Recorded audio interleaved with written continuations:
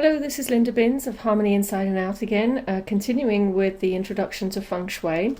And so today we're going to be looking at the core principles of Feng Shui. And we're going to look first of all at the first one. There are three that we're going to look at today. The first one is that everything is alive. Everything is alive, first of all with energy. And we know through quantum physics that if we take something that's seemingly solid, like a table or a chair or something like that, if we examine it microscopically, it's made up of atoms and molecules. It's not static, it's not solid, it has life, it has energy. So in Feng Shui, we're very much aware of that everything has energy.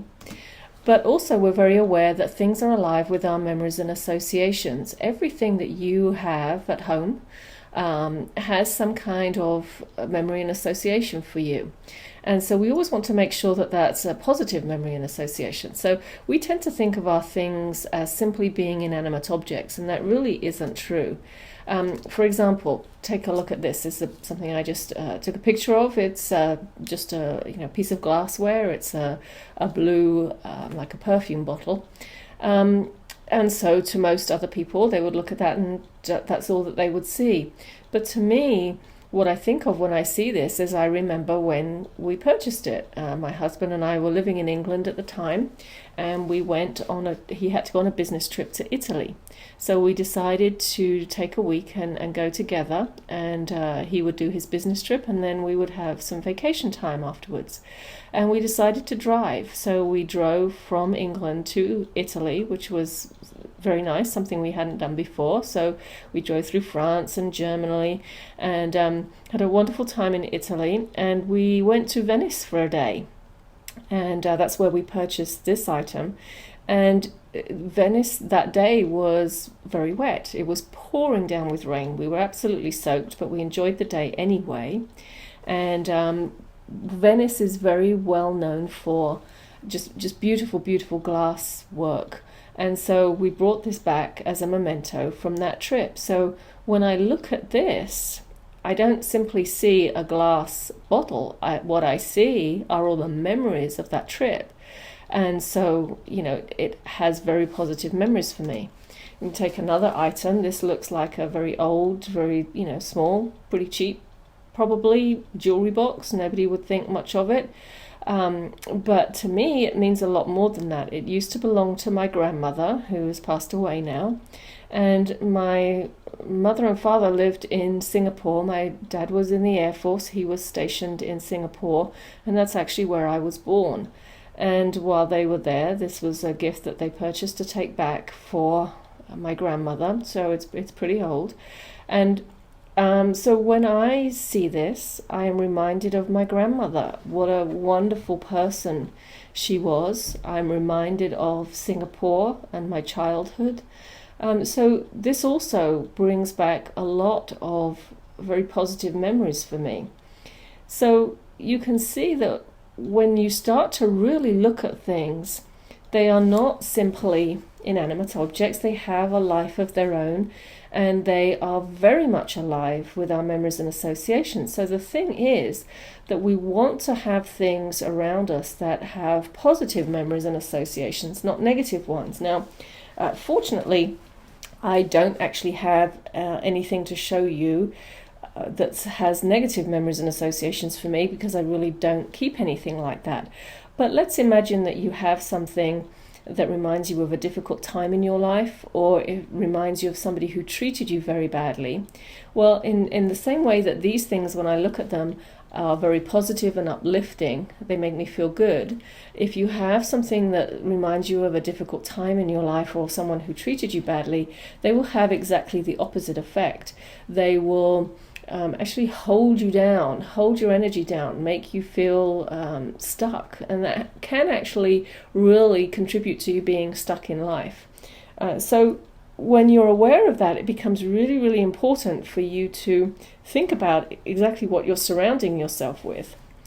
Now, so that's the first principle, that everything is alive. So remember that things are alive with energy, but they're also alive with our memories and associations. The second principle then is that everything is connected. And so when we look at everything being alive with energy, and we start to think about the memories and associations, we start to see that these things actually have an energetic connection to us. So, we have a connection to everybody and everything in the physical world. And when I think it helps you to understand that a little more when you start to see the energy and the memories and associations that we have with our things, because then we start to see how it really is possible for us to be connected to our things. So everything's connected. We're connected energetically, but also think about what I mentioned before about our thoughts, beliefs, emotions, actions, and energy. All of those things are connected, and that's why we have to address all of those things and be aware of all of those things constantly as we go through, because they are all connected. Now, when you start to think about everything being connected, and you start to think about how your possessions, the things that you have around you, are connected to you, when you no longer use something, it's no longer useful to you, and you're not sure what to do with it. So typically, what do people do? It goes in the basement like this, or the garage, and we don't really think any more of it, and we don't think of it as having any effect on us. But I think you can see now, the more of those things you have, and the longer they've been there, the more of an effect they have on you. And just looking at a picture like this, which is actually a client of mine that I worked with, and I've seen many other places like this, by the way, you can start to see how this energetically really can keep you stuck in life. So the third principle then is that everything is changing. Things are changing around us all the time. Nothing stays still. Life just doesn't stand still. Life is moving. We should be moving forward with it. We need to embrace change. Where we really start to get into difficulty is when we resist change. So let's say you're in a relationship that you know is no good for you, or you're in a job that you really don't like, but you don't really take any action or do anything to change the situation or to improve the situation, or you kind of go into denial, or you want things to stay the same. Perhaps you're in a job that you really like, and the company's changing and you're resisting it. When you resist change, when you resist the things that are happening, that's when we really get into difficulty. So when you're working with Feng Shui, you're really encouraged to embrace change, and not only that, but to think about what you want in your life, and use your environment, work with your environment to help bring that about. Because as we change and grow, our environment needs to change with us. And when we do that, when we allow the energy of our environment to change, that really helps us to move forward into the life that we want. So those are the three core principles that I want you to keep in mind as we go through this series, and as you do any work around your home now to improve the energy there. The first is that everything's alive. The second is that everything is connected. And the third is that everything is changing. So keeping those principles in mind, it becomes really important to think about what you want to surround yourself with. You want to surround yourself with things that you love, things that nourish and support you, things that have positive memories and associations. You want to release anything that's not positive.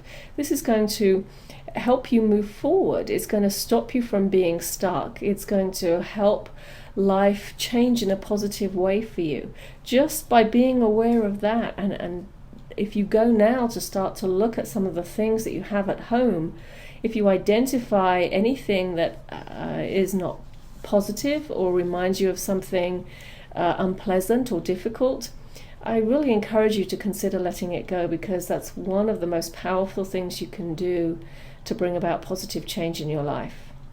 So that's the end of the video for today, and I'll see you on the next one.